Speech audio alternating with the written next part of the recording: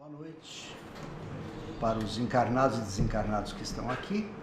Para quem está vendo em outro horário, né? Boa tarde, bom dia, boa madrugada, não sei que hora você vai ver, né? Porque com a internet, em qualquer momento é momento para a gente poder se ver, né? Hoje nós vamos falar sobre a mensagem do Caminho, Verdade e Vida, mensagem 167, na oração. Tem um capítulo do Evangelho segundo o Espiritismo, dois, né? O 27, que é um capítulo mais teórico, que fala sobre prece, faz muitas explicações sobre a prece, o significado, o mecanismo, e o 28, que é uma complementação dele, que são a coletânea de preces espíritas. Então a gente vai falar um pouquinho dessa mensagem e vamos também pensar algumas coisinhas nesse nosso tempo do capítulo 27 do Evangelho. Essa mensagem, bom, como todos os livros do Emmanuel, ele trabalha muito com textos evangélicos e depois ele faz um comentário que sempre enriquece muito mais, né? Então ele vai falar sobre a prece, então ele comenta com relação ao seguinte, que nos círculos do cristianismo, onde nós nos encontramos, estamos nos círculos do cristianismo, nós fazemos muita prece, mas muitas vezes fazemos preces não muito apropriadas. Por exemplo, os seguidores inquietos reclamam a realização de propósitos inconstantes. Muitas vezes a gente pede isso, né? A gente muito inquieto com as coisas, pede coisas que não tem muito sentido. Os egoístas exigem a solução dos caprichos inferiores. Às vezes são coisas que não são nem um pouco positivas, nem para nós, nem para ninguém, e a gente fica solicitando e pedindo numa prece. Os ignorantes do bem chegam a rogar o mal para o próximo. Não é o nosso caso, né? A gente nunca deseja o mal para o nosso próximo, né? A gente só deseja o bem para o nosso próximo. Ainda mais aquele próximo que não é muito nosso querido, os nossos próximos de animosidades, para não dizer inimigos, a gente só deseja o bem deles, né? Alguém alguma vez desejou o mal para alguma pessoa que não gosta? Não, mas tem gente que faz isso, né? Os tristes pedem a solidão com ociosidade. É interessante isso, né? A gente, quando é muito triste, tem essa tristeza crônica, pede para ficar sozinho, ficar isolado. E uma forma de você resolver e combater a tristeza é justamente você estar junto com os outros e rir junto, conversar junto de coisas agradáveis. Os desesperados suplicam a morte. Ou seja, muitas vezes a gente está desesperado e pede para morrer, para desencarnar. Muitas vezes fazemos isso, às vezes nem conscientemente, fazemos meio inconscientemente. Aquele desejo que a encarnação termine para a gente não ter mais sofrimento. Até parece, né? Que o sofrimento está aqui, né? E está aqui, independente do estado que eu esteja físico nesse plano ou no outro. E ele vai falar aqui, e aí o tempo vai passando, e aí o texto ele trabalha assim, quando a pessoa aceita o discipulato, quando a gente se coloca na posição de discípulo, muda um pouco a questão. E mudaria também a expectativa do Cristo em relação a gente. Porque embora o Cristo seja o nosso irmão querido, que nos ama e que tem muita paciência conosco, ele espera coisas de nós, até para nos incentivar a nos melhorar. Então, teoricamente, quando a gente vira um discípulo, ou tenta virar um discípulo, quando se aceita o discípulo, então a gente muda as rogativas. Cessam as rogativas ruidosas. Acalmam-se os desejos tumultuários. Converte-se a oração em trabalho edificante. Muito boa essa oração, né? A oração do trabalho, a oração de fazer coisas úteis. Porque se a gente ora muito, podemos fazer preces super fervorosas, super bonitas, super simples, super complexas. Mas se a gente não fizer nada em favor do próximo, em favor de nós mesmos e do próximo, é aquela ideia, né? A fé sem obras, ela é morta. O discípulo nada reclama, né? A gente, quando se coloca na posição de discípulo, passa pelo menos a ter vontade de reclamar menos. Porque a gente reclama demais, né? E a gente reclama às vezes de coisas porque a gente quer que tudo seja um mar de rosas na nossa vida. E não é assim, porque a nossa vida, os desafios são oportunidades de a gente poder crescer. O discípulo nada reclama. E o mestre, respondendo-lhe as orações, então se a gente para de reclamar e para de exigir, o mestre, Jesus, respondendo às nossas reclamações, modifica-nos a vontade todo dia, tirando o pensamento de objetivos inferiores. Aí é a manifestação de Jesus. Jesus nos ajuda, Deus nosso Pai e Jesus nosso irmão maior, eles nos ajudam tirando certas expectativas desagradáveis ou nos ajudando a vermos as coisas de uma outra maneira. O coração unido a Jesus é um servo alegre e silencioso. Disse-lhe o mestre: levanta-te e segue-me. E ele ergueu-se e seguiu. Ou seja, será que a gente está predisposto a seguir de verdade Jesus? E seguir de verdade Jesus é tentar fazer algo diferente. Claro que é fazer tudo como Jesus fazia, é lógico que não. Colocar como expectativa seguir o mestre na sua plenitude, óbvio, nós não temos essa condição. Mas também a gente não precisa esperar mais 2000 anos para começar a fazer alguma coisa, né? Porque parece que Jesus, nós tivemos contato com os ensinos dele há pouco tempo. Parece tudo muito recente, não é? São 2000 anos que a gente está ouvindo essas coisas. Ou aqui, ou em outro lugar, em outra denominação religiosa. Né? E aí vamos ver lá no capítulo 27, tem umas coisinhas interessantes. Quando ele fala sobre a eficácia da prece. Que a prece, ela tem um significado e uma força muito grande. Aqui no capítulo fala isso, né? Deus concederá o que pedirem com confiança é o coração, a paciência e a resignação. O que a gente pede com muita convicção, nós vamos receber. As preces feitas com fervor são atendidas?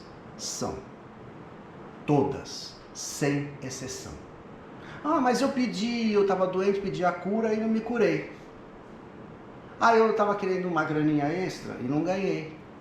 Ah, eu queria um emprego diferente e não consegui. Mas eu pedi com veemência, pedi com força, pedi com coragem, pedi com vontade, pedi com muita fé. Não necessariamente o que a gente pede a gente recebe. Porque nós somos muito infantis ainda espiritualmente falando. Então, não é que a gente não vai receber. Todas as preces, sem exceção, são atendidas, feitas com fervor. Agora, não necessariamente o que eu pedi exatamente, eu vou... No Evangelho não tem aquele texto, lá no Novo Testamento, que Jesus fala, né, que um pai não vai dar uma coisa ruim para um filho, se ele pede um pão, não vai dar uma pedra. Então, logicamente que a gente não vai conseguir exatamente o que a gente quer, mas nós vamos conseguir as condições de enfrentar os problemas. Muitas vezes a doença é uma experiência para eu poder trabalhar com problemas complicados. Por exemplo, quando a gente fica doente, é uma boa oportunidade você trabalhar com orgulho, com vaidade, com egoísmo, com paciência.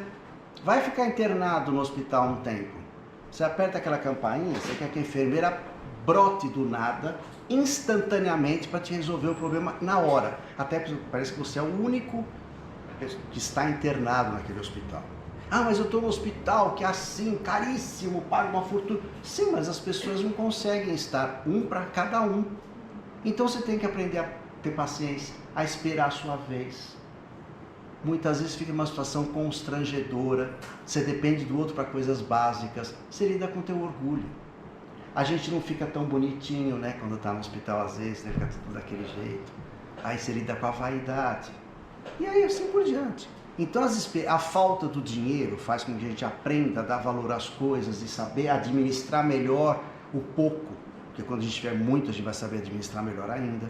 Então as situações são desafios que quando a gente tem um problema, com certeza nós vamos ser atendidos. Não tirando aquele problema, que na minha visão pequena é o que eu tenho que tirar. Não necessariamente. Muitas vezes o que a gente pede não é o ideal para nós. E Deus sabe o que é melhor para nós. Jesus sabe o que é melhor para nós. Então a gente vai receber aquilo que for importante para nós enquanto espírito encarnado. Porque muda todo o foco, né? Se eu sou um espírito encarnado, a concepção das coisas é outra. E na sequência, no capítulo, tem uma coisinha muito legal que ele fala também, que é sobre a ação da prece. E ele explica no capítulo 27, vale a pena depois vocês darem uma olhada. Capítulo 27 tem 9, 10, 11, 12. Ele fala sobre a prece e ele explica que a prece é uma invocação. Você invoca uma presença divina, da espiritualidade. A gente pede para Dr. Bezerra, pede para algum espírito, algum luminar que a gente tem noção, que a gente sabe, a gente pede os nossos orientadores espirituais, a gente vai receber. Então, quando você pede, o teu pensamento tem uma força e ele passa, ele chega aonde for. O nosso pensamento chega porque a gente vai pelo fluido universal, que espalha por tudo, vai pelo ar, ele chega. Por isso que a gente tem que tomar muito cuidado com o nosso pensamento. Tudo que eu penso de bom vai chegar para o outro. O que eu penso não tão bom também vai chegar. Se o outro estiver bem, aquilo não vai afetá-lo. Se ele não estiver bem, vai afetar e vai ficar numa situação pior. Então a gente pensa muita coisa ruim de pessoas que... Porque tem umas pessoas que fazem muita coisa errada e a gente sabe, né? Pessoas públicas, né? Que a gente conhece e que fazem um monte de coisa que a gente não gosta. E a gente, toda vez que fala dessas pessoas, fala mal dessas pessoas. E pensa coisas ruins em relação a elas. Isso vai chegar, a pessoa vai receber, ela vai ficar um pouquinho pior do que ela já era. Ah, então eu tenho que amar todo mundo? Jesus não fala para amar os inimigos. Agora, se eu não conseguir amar, pelo menos não pense o mal deles. Não significa que a gente não tenha que ter senso crítico em relação às pessoas. E senso crítico em relação às ideias dos outros. Isso sim, porque nós temos inteligência para pensar. Se a pessoa fez coisas que não são legais, eu não vou endossar aquilo. Eu vou combater, eu vou discutir. Mas sem emitir um pensamento ruim. Então, isso é uma coisa que a gente não esquecer. O pensamento chega aonde for. Se eu pedir, aquilo vai atingir o seu objetivo. Não necessariamente do jeito que eu gostaria. Essa que é a grande sacada com relação à prece. Eu sugiro que vocês leiam esse item do Caminho, Verdade e Vida. Muito bonito o texto, eu peguei alguns trechinhos. E o capítulo 27 e o 28 do Evangelho segundo o Espiritismo. O 28 tem aquela coletânea de preces, e a coletânea de preces é muito bonita, porque não é um modelo, eu tenho que fazer prece sempre assim. São modelos variados de prece, e cada prece, no capítulo 28, tem uma explicação. E elas remetem a gente a pensar sobre situações do nosso dia a dia, relaciona com questões interessantes da doutrina. É uma leitura muito interessante. A gente às vezes lê o Evangelho e pensa, o capítulo 28 não precisa, porque é só o exemplo de prece. Não, ele é riquíssimo. É o capítulo mais longo do Evangelho, porque tem uma coletânea de preces bastante interessante, que a espiritualidade trouxe para nós. Então, vamos unir mais ainda os nossos pensamentos, nos ligarmos mais ainda a Deus, nosso Pai querido, e agradecemos por essa oportunidade que tivemos de nos encontrar aqui hoje, compartilhando esse nosso ambiente, esse ambiente de paz, de saúde mental e saúde espiritual.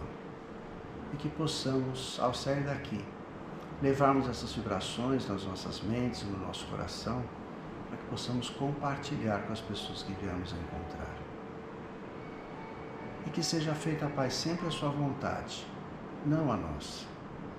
E que possamos colaborar para que a sua vontade seja feita sempre. Despeça-nos na sua paz e no seu amor. Que assim seja.